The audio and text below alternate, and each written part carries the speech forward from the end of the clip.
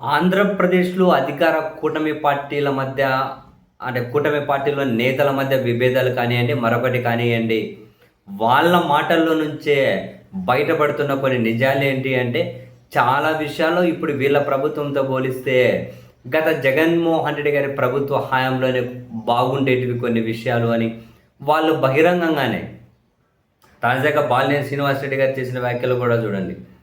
ఇసుక ఇంతకుముందు జగన్ గారి పీరియడ్‌లో 1500కి వచ్చేది.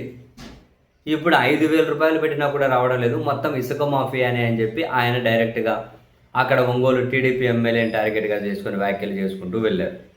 అండ్ చాలా చోట్ల టీడీపీ నేతల మధ్య ఉన్న విభేదాలు, టీడీపీ జనసేన మధ్య ఉన్న విభేదాలు, భూముల కుంభకోణం అని, లిక్కర్ మాఫియా అని, ఇసుక మాఫియా అని, మట్టి మాఫియానని అందిన కాడికి దోచుకుంటున్నారు అని చెప్పి బహిరంగంగా తిట్టుకుంటూ, కొట్టుకుంటూ, వీడియోలు చేసి ఇవి నిత్యం ఎక్కడి దగ్గర జరుగుతూనే ఉన్నాయి.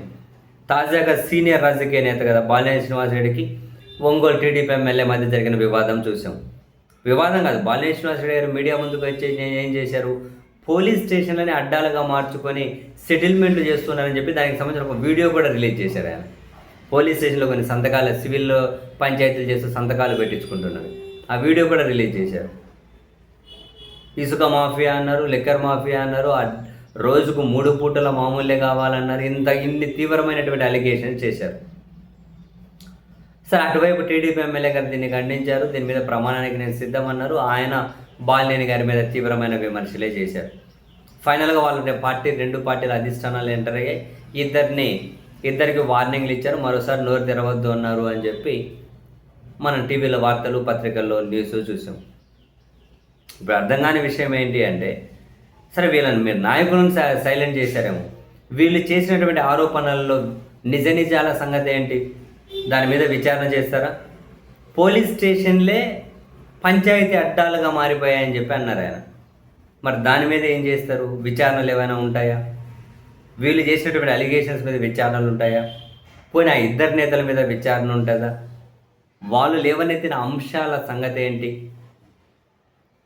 సో ఈ నాయకులను సైలెంట్ చేసినందుకు మాత్రాన వీళ్ళు లేవనెత్తిన అంశాలు సైలెంట్ అయిపోవాల్సిందేనా? అధికారంలో ఉన్నాం కాబట్టి మనకి ఇటువంటివన్నీ కనుక అధికారంలో ఉన్న వాళ్ళకి ఇవన్నీ మామూలే అని చెప్పి ప్రభుత్వం సరిపెట్టుకుంటుందా? ఇటు ప్రజలకైనా ఆ విధంగానే సరిపెట్టుకోవాలా?